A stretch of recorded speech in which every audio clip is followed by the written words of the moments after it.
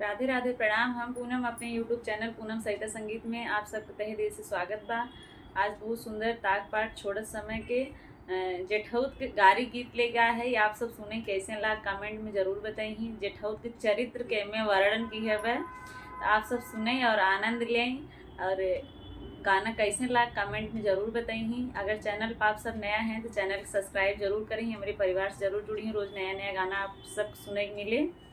और वीडियो ज़्यादा से ज़्यादा शेयर करें, अपन आशीर्वाद प्यार बनाए रखें। आय हो दादा कैसन जेठौत के चरित्रवा, आय हो दादा कैसन जेठौत के चरित्रवा, आय हो दादा कैसन जेठौत के चरित्रवा, आय हो दादा कैसन जेठौत के चरित्रवा।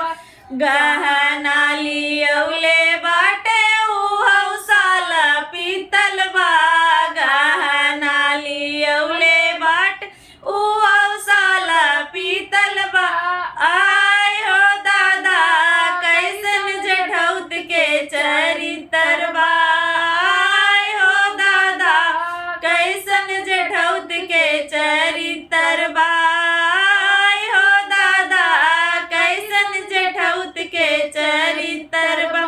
दुई आँख आगे उनकर दुई आँख पीछे बा, दुई आँख दाएं उनकर दुई आँख बाएं बा, आय हो दादा कैसन जेठौत के चरित्रवा, आय हो दादा कैसन जेठौत के चरित्रवा, आय हो दादा कैसन जेठौत के चरित्रवा।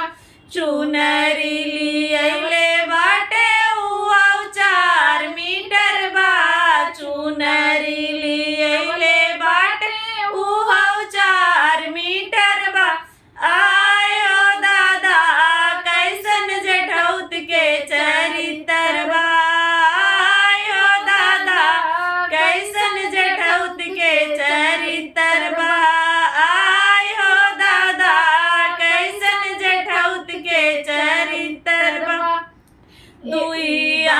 दुई दांत ऊपर उनकर 4 दांत नीचे